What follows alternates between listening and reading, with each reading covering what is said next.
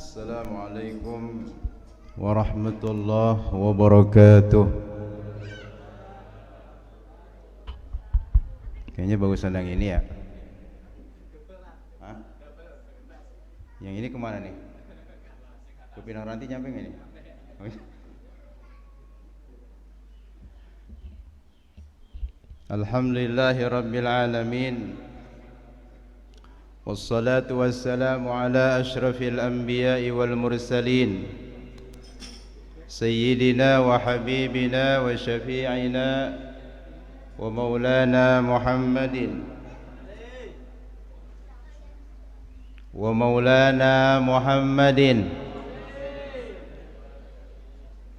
Ini anak yatim udah makan belum? Belum? Pantesan aja diam aja. Sayyidina wa maulana Muhammadin wa ala alihi wa ashabihi al-mujahidin at-tahirin. Allahumma salli ala sayyidina Muhammadin al-fatihi lima ughliqa wal khatimi lima sabaqa ناصر الحق بالحق والهادي إلى صراطك المستقيم وعلى آله حق قدره ومقداره العظيم سبحانك لا علم لنا إلا ما علمتنا إنك أنت العليم الحكيم فقد قال الله سبحانه وتعالى أعوذ بالله من الشيطان الرجيم بسم الله الرحمن الرحيم والذين آمنوا واتبعتهم ذريتهم بإيمان ألحقنا بهم ذريتهم وما ألتناهم من عملهم من شيء كل امرئ بما كسب رهين وقال رسول الله صلى الله عليه وسلم بروا آباءكم تبروكم أبناؤكم وقال أيضا أنا وكافل اليتيم كهاتين في الجنة أو كما قال النبي صلى الله عليه وسلم. Agak jauh nih bangkunya telur. Ini masuk TV apaan ini? TV Sakinah ya? Ada? Majalah apaan? Majalah Tempo ya. Tempo ada, Tempo kagak. Iya. Saya sih pengennya viralnya di langit. Cuman kalau dipiralin di dunia yang apa-apa dah. Yang penting semua niat amal insyaallah. Hadratul mukarramun wal muhtaramun, para alimil ulama wa jami'i asatidatil kiram, wabil khusus saya mencatat di sini ada ketua DKM yaitu Ustadz Agus Salim, ketua panitia Ustadz Sulaiman Zuhdi, juga pimpinan Hadrah Babus Sakinah yang luar biasa. Langka zaman sekarang ini orang tua main hadroh. Iya, ini baru nih saya. Seumur pala saya keras begini nih. Iya, Masya Allah. Luar biasa, perlu diabadikan ini. Ini yang perlu dipiralkan yang kayak gini nih. Insyaallah mudah-mudahan barokah ini ya. Insyaallah. Ketua RW Bapak Soekarno, dulu jabat presiden, sekarang jadi RW. RW baru kan? Iya. Dulu setahu saya ya, iya, turun dong berarti. Ketua Majelis Taklim Nurus Sholawat Ibu Ustazah Nur Asia, mana dia? Oh, dekat bini saya. Ya deh, biar sampai jangan curiga. Sesepuh di Pila Mahkota Pesona ini Bapak Endang Usman Syah, Masya Allah. Apa aja, Masya Allah. Mudah-mudahan berikan kesehatan kepada beliau. Dan kita semua yang hadir di sini, bawa bapak, ibu-ibu yang gak disebutin namanya satu-satu, karena emang belum kenal juga. Kalau disebutin sampai subuh nggak kelar-kelar. Ya mudah-mudahan semua yang hadir di sini juga adik-adik ya, para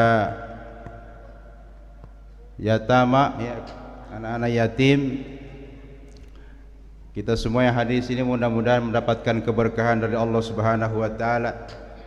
Keluarga kita Allah jadikan keluarga sakinah, mawaddah, warahmah. Yang hadir di sini mudah-mudahan umurnya berkah. Bukan panjang umur, berkah umur. Ada panjang umurnya cuman mancing mulu. Kerjanya mancing mulu.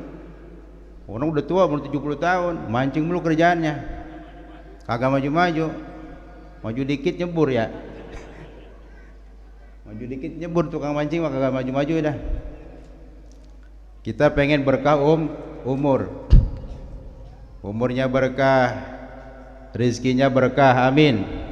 Yang punya masalah diselesaikan masalahnya, yang punya urusan dimudahkan urusannya. Yang belum berangkat haji walaupun susah gini hari, mudah-mudahan Allah mudahkan untuk berangkatin haji. Yang punya utang jangan diam-diam aja, dibayar tuh utang. Dan sampai ke bawah mati nggak disolatin sama Ustaz Agus Salim, agak jadi disolatin repot nantinya.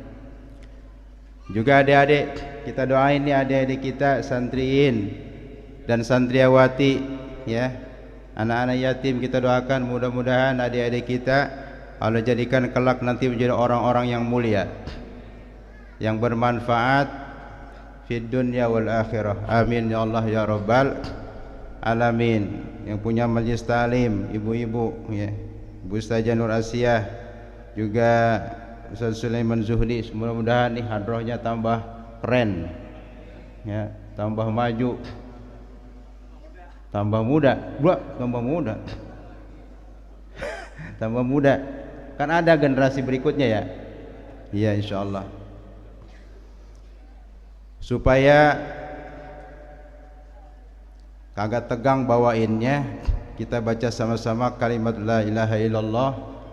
Karena sekali lagi ujian dari zaman adalah ujian iman, maka perlu kita memperbanyak diri dan memperbanyak diri kita mengucapkan kalimah-kalimah iman ya, supaya betul-betul kalimah iman ini merasuk ke dalam hati kita.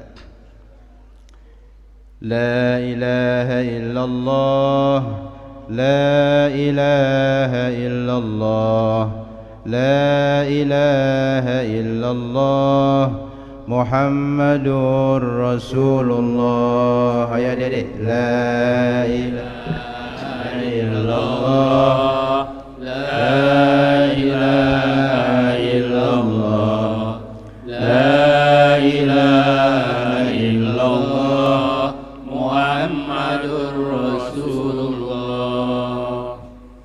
Sambil pantun ya. Adik-adik mau pantun nggak? Ntar jawab ya pantunnya ya. Bisa nggak? Insyaallah. Nggak usah deh, nggak usah dijawab deh. Ntar lama lagi. Diulang sekali lagi, agak lupa soalnya. La ilaha illallah, la ilaha illallah, la ilaha illallah, Muhammadur Rasulullah. Palinglah enak, paling gak enak minum jamu, habis minum ngap-ngapan. Paling gak enak jadi orang berilmu, datang belakangan duduk di depan. Kayak Ustaz Judi. La illallah, la ilaha illallah, la ilaha illallah, Muhammadur Rasulullah. Jalan-jalan ke Pondok Ungu. Jauh apa ke Pondok Ungu ya? Jauh amat. Jauh amat, kemana ya? Gak hafal sih jalan sini. Kemarin aja hampir-hampir nyasar. Biarin dah. Jalan-jalan ke Pondok Ungu, mampir dulu Pasar Keranji. Tambah jauh lagi. Tambah jauh lagi ibu-ibu.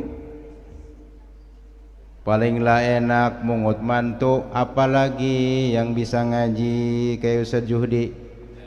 La ilaha illallah, la ilaha illallah, la ilaha illallah, Muhammadur Rasulullah. Bapak Ibu jagalah sholat, jangan lupa baca sholawat. Barang siapa yang kagak sholat, di dalam kubur diselepet malaikat. La ilaha illallah, la ilaha illallah, la ilaha illallah, Muhammadur Rasulullah. Anak ayam mati melayang, anak kambing mati kecebur. Barang siapa yang kagak sembahyang, nanti digigit di dalam kubur. La ilaha illallah, la ilaha illallah, la ilaha illallah, Muhammadur Rasulullah. Udah siang. Alhamdulillah, Bapak Ibu dan adik sekalian yang dirahmati Allah Subhanahu wa taala, kita bersyukur kepada Allah Subhanahu wa taala pada pagi menjelang siang ini kita bisa berkumpul di tempat ini dalam rangka menyelenggarakan satu momentum yang mulia, yaitu memperingati 10 Muharram, ya. 10 Muharram di mana banyak sekali peristiwa-peristiwa di 10 Muharram ini yang ternyata bukan cuman kita doang orang Islam, tapi orang Yahudi juga ngerayain. Betul enggak? Orang Yahudi juga ngerayain. Makanya kemarin kita dianjurkan puasa jangan 10 Muharram doang, supaya beda sama orang Yahudi, sama orang kafir. Minimal kita puasa 9, 10 atau 10, 11, ya. Puasa nggak ibu-ibu? Hah? Kok satu orang doang jawab? Puasa nggak? Lah, mau nggak puasa ngikutin siapa? Puasa ya. Berapa hari ibu-ibu puasanya? 2 hari. Hari apaan? Hari apaan?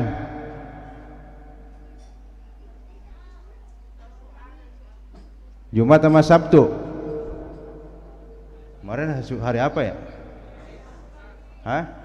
Rabu Kamis. Ibu-ibu Jumat Sabtu. Bapak Rabu Kamis puasanya, ibu-ibu Jumat Sabtu ya? Hah? Kelewatan itu mah, perdosis. Ya mudah-mudahan dah biarin. Yang penting kita puasa di bulan ini mau sebulan juga boleh. Ya. Karena ada hadis bahwa puasa yang paling afdol setelah puasa Ramadan adalah puasa Muharram, ya. Mau sebulan juga boleh, asal jangan tanggal 10 harinya doang.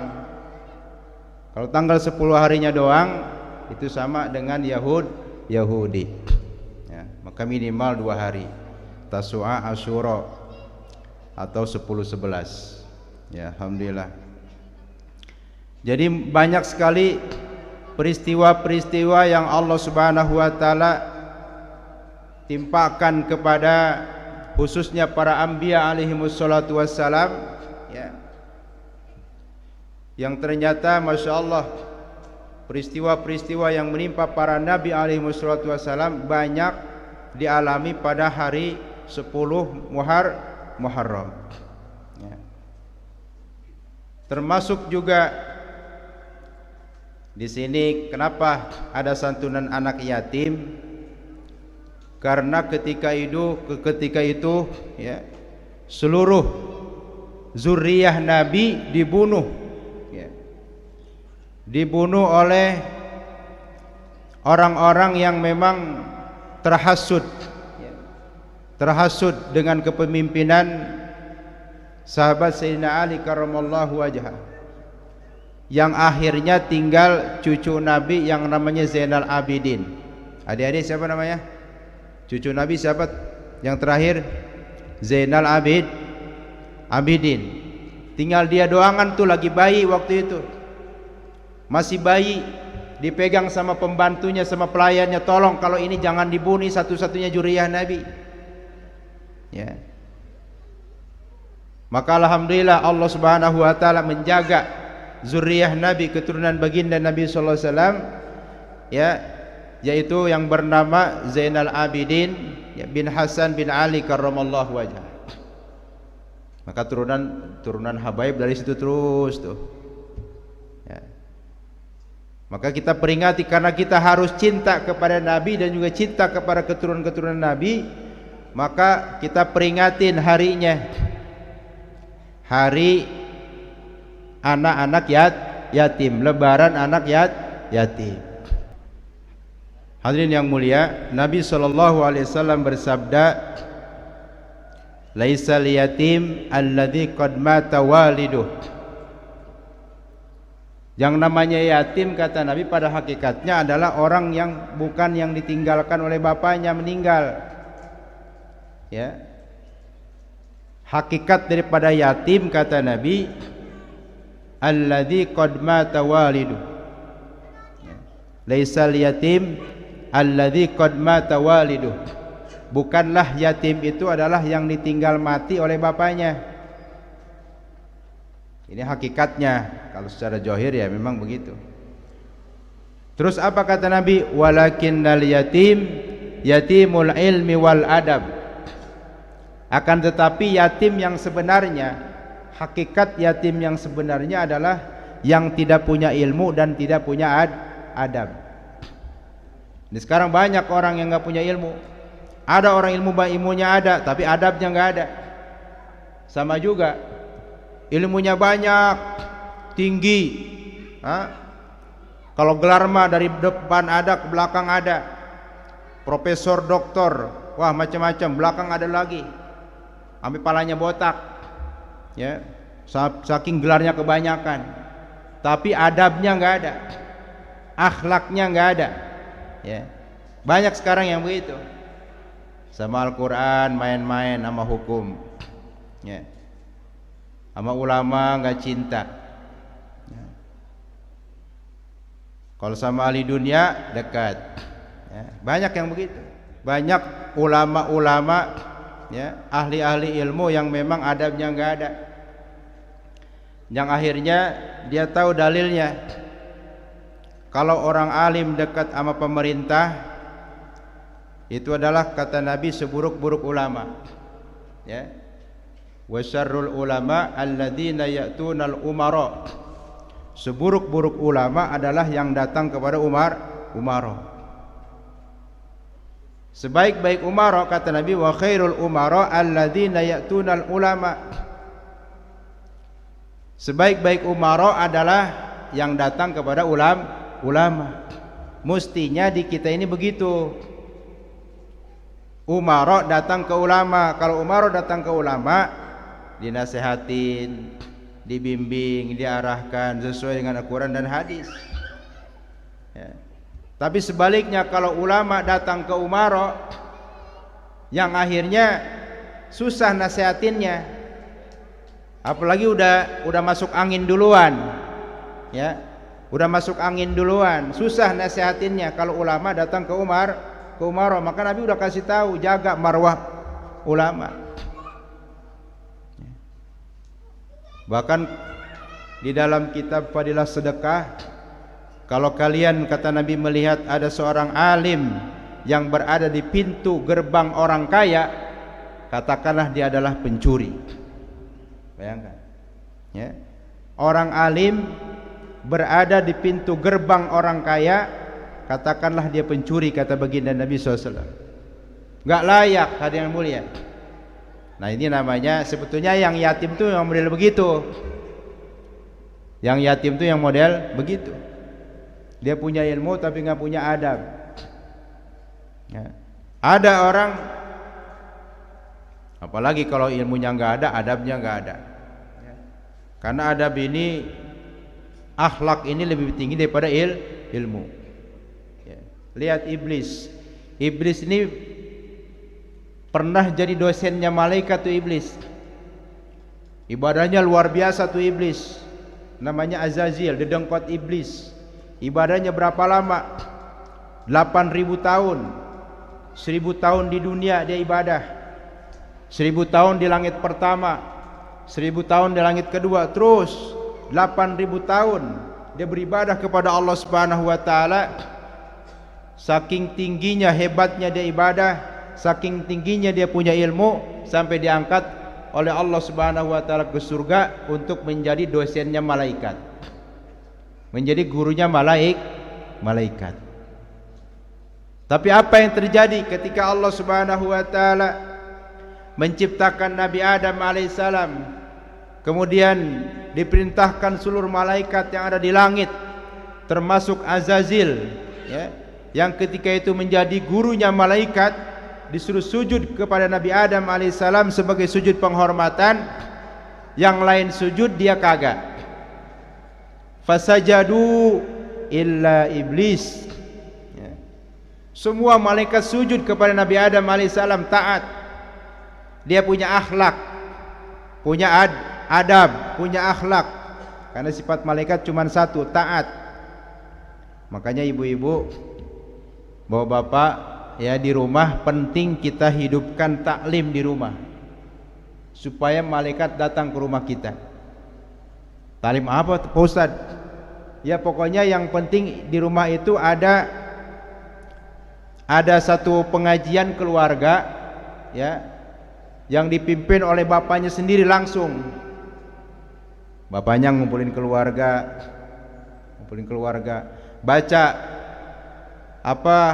buku-buku agama, satu hari satu ayat, satu hari satu hadis, sehingga malaikat tuh datang terus ke rumah kita. Kalau malaikat datang tiap hari ke rumah kita, maka sifat-sifat malaikat akan nempel kepada anak-anak kita. Apa sifat malaikat? Sifat malaikat cuma satu doang, taat. Udah, taat aja. Sehingga nanti sifat-sifat malaikat ini nempel kepada anak-anak kita, nempel kepada keluarga kita, yang akhirnya anak kita taat kepada orang tua, istri taat kepada suami, dan semuanya taat kepada Allah Subhanahu wa taala. Jangan talim di TV mulu. Cuma talim di TV. Kadang-kadang apalagi bawa bapak nih bagiannya, kalau udah ada bola, ya talim di TV sampai malam. Yang akhirnya bukan bawa bapak yang nonton TV, TV-nya yang nonton bawa bapak. Dia tidur. Nonton TV tidur, berarti kan bukan dia yang nonton TV, TV-nya yang nonton dia. Ya. Ada yang begitu? Iya. Nonton TV kelamaan jadi tidur. Ini bukan dia yang nonton TV, TV-nya yang nonton dia. Udah gitu kakinya naik ke atas, mencetnya pakai kaki, ngangkang begitu pakai kaki, pencet pakai kaki. Waduh, ya. Ini jangan. Usahakan talim, apalagi sekarang nih. Saya sering sampaikan di mana-mana tentang fitnah akhir zaman. Ya, salah satunya apa? Untuk mencegah, menjaga keluarga kita daripada fitnah akhir zaman, fitnah dajjal, diantaranya bagaimana keluarga kita, anak istri kita ikat di tengah rumah. Ikat dengan apa? Bukan dengan tali, bukan dengan tambang, tapi diikat dengan taklim. Taklim rumah perlu diadakan. Ini perintah Allah, Surat Al-Ahzab ayat 34. Ya. Wadhkurna ma yutla fi buyutikunna min ayatillahi wal hikmah. Wadhkurna ma yutla fi buyutikunna, dan sebutlah, ya, atau bacakanlah di rumah-rumah kamu daripada ayat-ayat Allah dan al-hikmah, yaitu hadis-hadis Rasulullah sallallahu alaihi wasallam. Perlu ada tuh di rumah, setiap hari satu ayat, setiap hari satu hadis, ya. Apalagi kalau ada bapaknya yang bimbing, sehingga disitulah awal masuknya agama ke rumah kita. Nabi bersabda, ij'alu buyutakum kal masjid. Jadikanlah rumah kamu seperti masjid. Di masjid ada apa? Kalau amalan Nabi ini, amalan Masjid Nabawi di zaman Nabi ada 4. Dakwah ilallah, ta'lim wa ta'alum, zikir ibadah, dan khidmat. dakwah setiap hari, taklim setiap hari, zikir ibadah setiap hari, dan khidmat pelayanan kepada umat setiap hari. Itu amalan yang ada di Masjid Nabawi di zaman baginda Nabi SAW. Kemudian ditransfer ke rumah-rumah. Ditransfer kemana? Ke rumah-rumah. Dihubungkan ke rumah-rumah itu amalan, sehingga rumah-rumah kita terhubung dengan amalan masjid. Dulu nggak ada pondok pesantren, dulu nggak ada madrasah, nggak ada majlis taklim. Tapi kenapa dari rumah-rumah mereka mengeluarkan orang-orang mulia, mengeluarkan dai-daiyah, hafiz-hafizah, alim-alimah, mujahid-mujahidah. Seperti tadi itu ada Kansa namanya. Oh, itu ibunya Kansa luar biasa. Kenapa? Hari-hari ada taklim di rumah. Ya. Kansa ini sahabiah, punya anak 4. Kansa, mana tadi Kansa ya? Ya, kalau dia masih kecil pun punya anak. Khansa, ya, seorang sahabiah, dia punya anak 4. Ketika ada satu peperangan, perang apa ya, Tabuk apa perang apa itu saya lupa, ya. Kata ibunya begini kepada anaknya yang 4, bapaknya udah nggak ada, udah syahid, bapaknya udah syahid. Dia targib, memberikan semangat juang kepada anak-anaknya. Kata Khansa, hei anak-anakku sekalian, kemari, kalian adalah orang-orang yang satu darah. Darahku mengalir kepada darah kalian, kata Khansa. Sekarang baginda Rasulullah SAW sedang ada di medan juang, di medan peperangan. Kalau kalian mengakui aku jadi ibu kalian, sekarang kalian berangkat di jalan Allah Subhanahu wa taala untuk menyusul ayah kalian, berjumpa di surganya Allah Subhanahu wa taala. Wah, begitu. Langsung tuh anak-anaknya semangat berjuang, ya, di jalan Allah Subhanahu wa taala. Masih kecil-kecil anaknya. Ini kenapa? Karena di rumahnya dihidupkan taklim. Ya. Jadi keluarlah orang-orang alim, alim-alimah, hafiz-hafizah, mujahid-mujahidah. Ya. Maka perlu kita menyempatkan waktu, ibu-ibu, bapak-bapak. Ya. Jadi ada sifat-sifat malaikat tadi.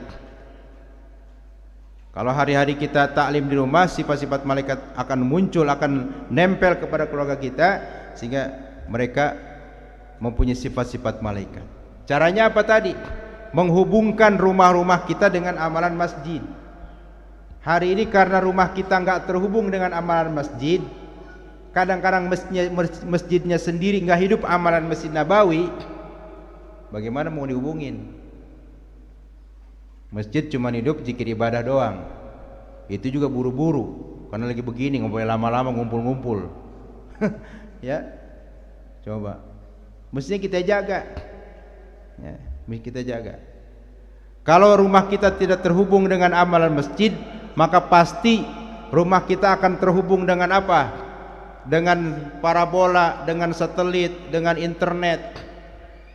Yang itu semua dikuasai oleh orang Yahudi dan Nasrani, bekerja sama dengan al-musyrikun, yang akhirnya amalan-amalan Yahudi masuk ke rumah kita. Jadi ya mohon maaf, kadang-kadang ya itulah dakwahnya mereka udah masuk ke rumah kita. Dengan adanya parabola, dengan adanya satelit, dengan adanya antena, itu sebutnya penangkal-penangkal malaikat. Ya, saya kasih tahu aja itu penangkal malaikat itu, supaya malaikat nggak masuk. Supaya malaikat nggak masuk, yang masuk paham-paham Yahudi. Tuh sekarang. Tapi kalau di rumah kita hidup tadi taklim, taklim ini penangkal setan. Setan nggak bakal masuk ke rumah kita kalau di rumah kita ada taklim. Nabi udah kasih tahu, zayyinu buyutakum bis shalah wa tilawatil Quran. Hiasilah rumahmu dengan salat dan baca Quran. Bukan dihiasi dengan macam-macam foto-foto, macam-macam perhiasan, macam-macam galeri dan lain-lain. Yang itu semua bakal dihisab oleh Allah Subhanahu wa taala. Kadang-kadang yang tidak bermanfaat ditaruh di rumah kita. Ada gajah-gajahan, kodok-kodokan, ya, guci dari gajah, guci dari kodok. Manfaatnya apa kira-kira? Sarang jin itu udah bakal dihisab, masya Allah. Zaman dulu Masya Allah dikasih tahu satu kampak aja nih hisabannya 40 hari belum selesai. Lah di rumah kita penuh dengan sesak-sesak dengan kebendaan. Zaman Nabi dulu, zaman para sahabat, rumah mereka kosong daripada benda-benda dunia, tapi bersesak-sesak dengan rahmat Allah Subhanahu wa taala. Kenapa? Karena hidup taklim. Dengan taklim tadi, taklim rumah tadi, ini bisa menghancurkan 40 majlis lalai. Minimal kelalaian di dalam rumah kita. Dan sebagai awal masuknya agama ke dalam rumah tangga kita. Makanya adik-adik ya, anak-anak yatim begitu. Insyaallah. Sebagai awal masuknya ke rumah kita tuh, kan enak kalau mulai ala talim, kita bapak-bapaknya langsung ngasih nasihat sama anak-anaknya. Ya.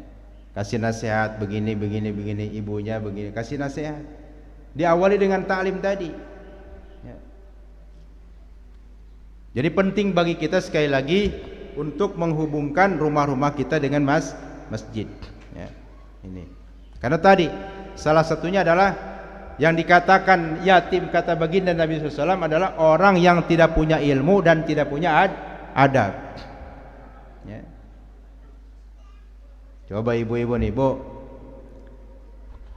Masuk dapur doanya apa masuk dapur? Lu dikira kagak ada doanya masuk dapur? Bu, masuk dapur doanya apa doa? Masuk dapur. Tiap hari masuk dapur enggak? Tiap hari masak enggak? Masak ya? Masak di mana? Dapur apa di kamar? Di dapur. Doa masuk dapur enggak tahu? Coba, yang salah bukan ibu, bawa bapaknya. Bawa bapak pernah ngajarin nggak doa-doa masuk dapur sama ibu-ibu? Kagak. Istighfar banyak-banyak bawa bapak nih. Doa masuk dapur. Surat Al-Kahfi ayat 10. Rabbana atina min ladunka rahmatan wa hayyi lana min amrina. Apal enggak? Apal doanya, cuma kagak tahu itu buat apaan. Sekali lagi, Rabbana atina min ladunka rahmatan wa hayyi lana min amrina. Itu doa masuk dapur. Tiap hari masuk dapur juga.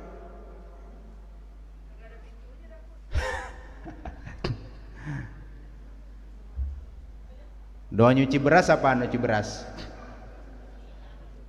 Tiap hari masak apa enggak? Nah, tiap hari masak, tiap hari makan. Doa ngambil beras dari karung ke panci. Itu ada doanya, jangan sembarangan. Nabi itu ngajarin 24 jam. Bila perlu kalau ada 27 jam Nabi ngajarin. Semuanya ada doa-doanya. Enggak ada yang ketinggalan, enggak ada. Sampai mohon maaf, punten, mohon maaf. Doa buang angin aja ada. Hafal enggak? Kan enggak hafal kan? Jadi semua Nabi ajarkan. Maka kata ulama, orang yang sukses itu adalah orang yang hari-hari memperhatikan perintah-perintah Allah, yang hari-hari memperhatikan sunnah baginda Nabi SAW. Itu orang sukses. Ketika kita makan, ada perintah Allah mana yang harus kita amalkan ketika kita makan. Nih adik-adik, coba doa makan apaan? Doa mau makan. Tunggu belas sono adik-adik nih. Doa mau makan. Doa mau makan. Bismillah. Allahumma.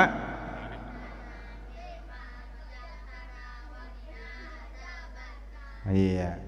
Doa sesudah makan, yang perempuan sesudah makan. Doa sesudah makan. Bismillahirrahmanirrahim. Terus alhamdulillahilladzi ahyana. Oh ya, oh iya benar. Berarti apal berarti. Kan saya ngetes. Apa? Alhamdulillahilladzi at'amana wasaqana wajalana. Menjawab ibu-ibu. Jadi ketika kita makan ada perintah Allah yang mana yang harus kita amalkan ketika kita makan, ada sunnah Nabi yang mana yang harus kita hidupkan ketika kita makan. Ketika kita masak nih ibu-ibu, ada perintah Allah yang mana harus kita amalkan ketika kita masak? Ada sunnah Nabi yang mana harus kita hidupkan ketika kita masak? Makanya kadang-kadang bawaannya habis makan tuh malas ibadah. Kenapa? Karena nggak dibaca-bacain, nggak dijampe-jampein tuh masakannya. Ya. Nanti saya fotokopiin deh ya. Ada badan masak, ntar tempel di dapur tuh sama ibu-ibu. Ya, boleh nggak? Mau nggak? Wah, PR lagi buat saya jadinya. Ya, penting itu.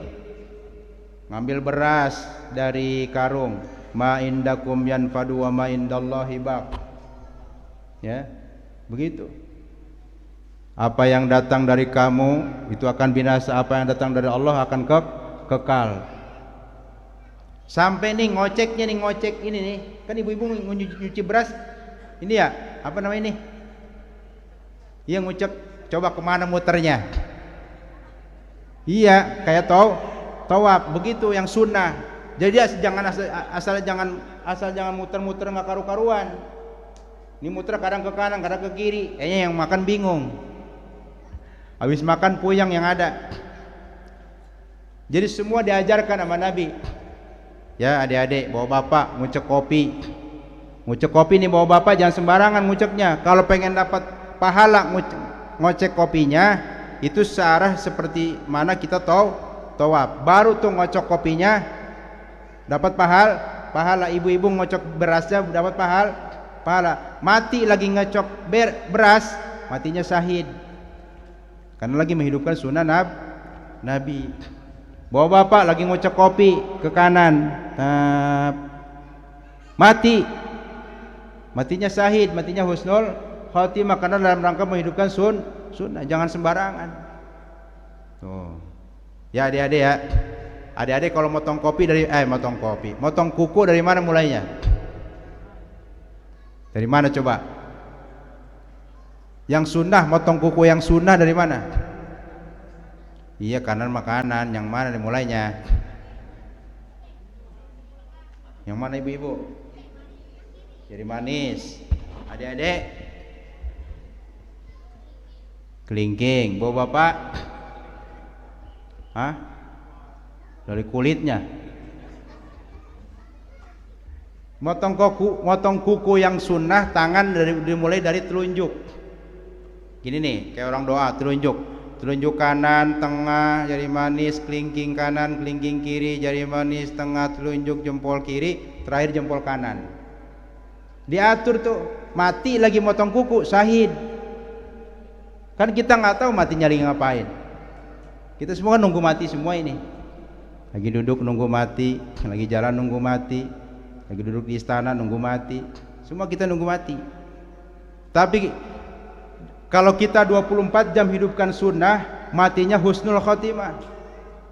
Lagi motong kuku kayak tadi sunnah. Jangan motong kuku acak-acakan, yang mana aja, yang nggak dapat pahala. Sama-sama motong tapi nggak dapat pahala. Semua diajarkan tata cara sama Rasulullah Shallallahu Alaihi Wasallam. Nih dari mulai telunjuk kanan, terakhir jempol kanan. Itu cara motong kuku yang sunnah. Waktunya kapan? Dimulai Kamis sore sampai Jumat sore. Tuh. Motong kuku kaki dari mana? Ibu, motong kuku kaki dari mana mulainya? Nah, ada lain lagi. Kira sama, lain lagi. Dari mana coba ibu-ibu? Adik-adik, ada yang tahu nggak? Motong kuku kaki dari mana mulainya? Bawa bapak? Motong kuku kaki mulainya dari kelingking kanan. Kelingking kanan, terakhir kelingking kiri, berurutan. Berurutan nih, kalau kaki berurutan. Tuh, lain. Itu Nabi ajarkan sekecil-kecilnya. Makanya kalau perkara motong kuku aja ada hubungannya dengan agama, apalagi perkara negara. Apalagi ngurusin negara. Ngurusin kuku aja diatur sama agama. Apalagi ngurusin negara. Coba sekarang negara mau dipisahkan dengan agama. Bagaimana nggak hancur ini negara? Motong kuku aja diatur dalam agama, apalagi negara. Oh, ya. Masya Allah. Jadi Bapak Ibu sekalian, ini namanya ilmu. Yang nggak punya ilmu, kata Nabi kan tadi, yatim. Ya. Yang namanya yatim sebenarnya adalah orang yang tidak punya ilmu dan tidak punya adab. Ini udah jelas, udah ilmu, adab lagi. Ya, ilmu masak, adab masak, adab masuk apa dapur, bacaannya begitu, adab ngambil begitu, adab ngocek begitu. Ini ilmu dan adab nih. Kalau kita bisa ini berarti terlepas daripada keyatiman yang disabdakan baginda Nabi sallallahu alaihi wasallam. Ya. Maka sekali lagi tadi, orang yang sukses kata ulama adalah orang yang senantiasa memperhatikan perintah-perintah Allah dan sunnah baginda Rasulullah sallallahu alaihi wasallam. Ketika kita tidur, ada perintah Allah yang mana harus kita amalkan, ada sunnah Nabi yang mana yang harus kita hidupkan ketika kita tidur. Jangan tidur kita sama orang kafir, apalagi tidur kita sama binatang. Nauzubillah min zalik, main les saja, main tidur aja brok udah. Ya. Diajarkan ilmu dan adab. Ya. Supaya terlepas daripada anak yatim. Tadi kata baginda Nabi sallallahu alaihi wasallam, laisal yatim alladzi qad mata waliduh, innal yatim yatimul ilmi wal adab. Ini saya ajarkan ilmu dan adab langsung. Ya. Adik-adik coba sekali lagi yang perempuan nih, doa mau tidur apa doa mau tidur? Doa mau tidur. Waktunya habis ya? Mau tidur doanya apa? Ibu-ibu.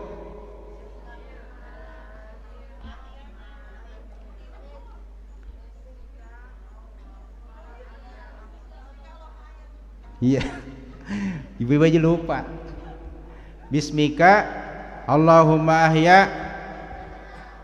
Adik-adik sekarang doa bangun tidur. Jangan ketukar, habis makan tertukar lagi. Apa doa habis doa bangun tidur? Alhamdulillahilladzi ahyana ba'dama amatana wa ilaihin nusyur. Ini ilmu. Adabnya bagaimana adabnya? Adabnya kita mau tidur itu harus punya wudu. Barang siapa yang beranjak tidur dia punya wudu, maka tidurnya dia, apakah dia tidurnya 8 jam, 6 jam, itu ditulis sama malaikat. Begitu kita mau tidur punya wudu, maka malaikat mulai mencatat pahala buat kita. Mencatat pahala terus tuh. Padahal kitanya tidur. Sampai kapan? Sampai kita bangun. Bapak suka wudu nggak kalau tidur? Nah, adik-adik kalau tidur suka wudu apa enggak? Wudu ya ntar ya. Ibu-ibu ajarin. Pokoknya jangan dulu tidur sebelum wudu, supaya kondisi kita dalam keadaan bersuci. Mati kita berarti kita mati dalam keadaan punya wudu. Itu adabnya. Yang kedua apa? Salat tobat. Salat tobat 2 rakaat. Suka enggak salat tobat ibu-ibu? Kapan? Kalau lagi ada masalah. Salat tobat tiap malam sebelum tidur. Sebelum tidur salat tobat. Ini adabnya nih. Supaya kita kan nggak tahu tidur ini bakal bangun lagi apa enggak. Banyak orang yang tidur nggak bangun lagi. Tapi kalau kita sudah salat tobat, masya Allah, kita berarti mati dalam keadaan sudah menjalankan tobat kepada Allah Subhanahu wa Ta'ala.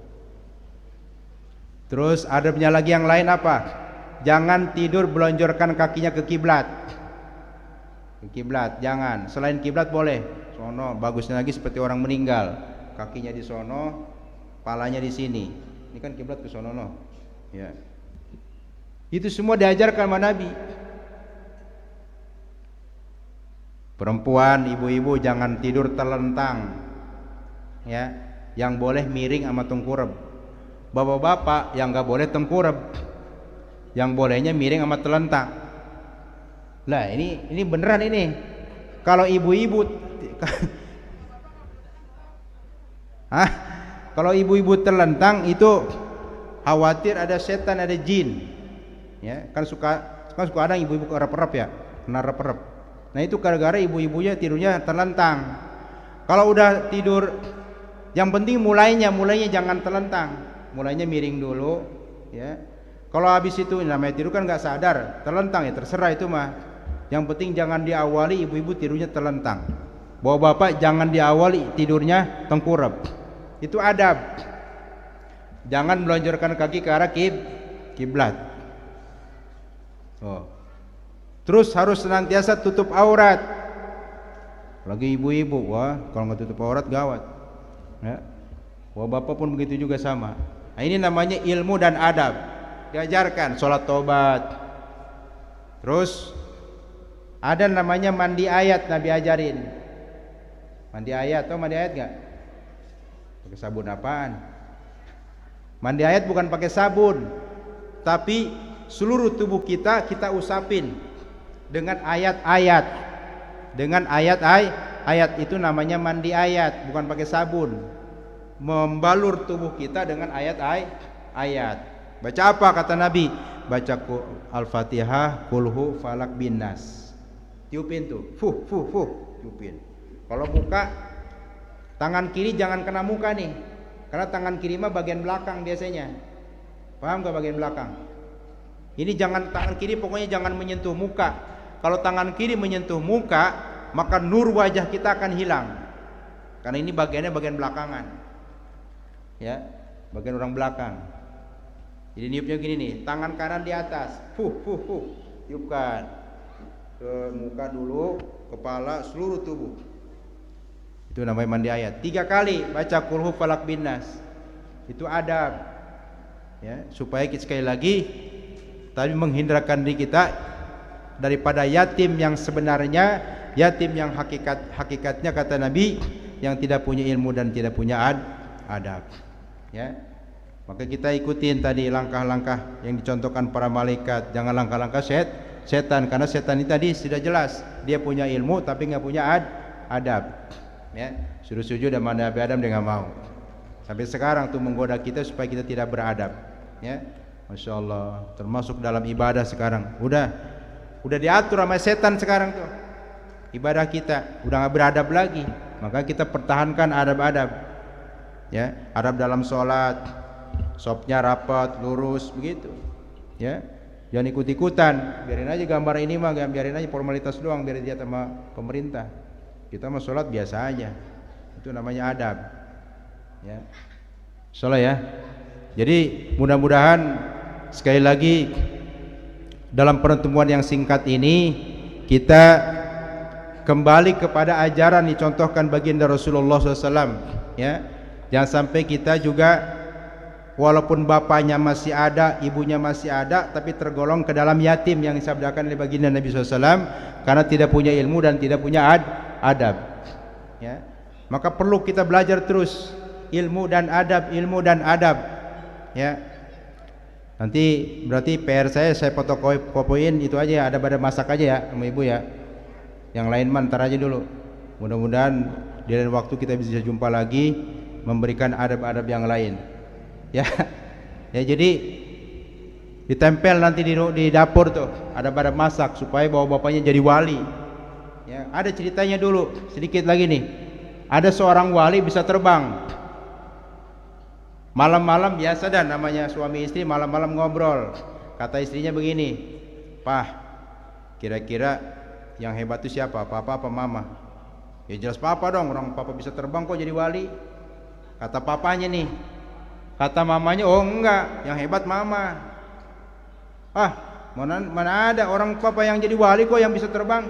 "Oh, oke lah," kata mamanya. "Besok pokoknya papa nggak bisa terbang lagi," kata istrinya.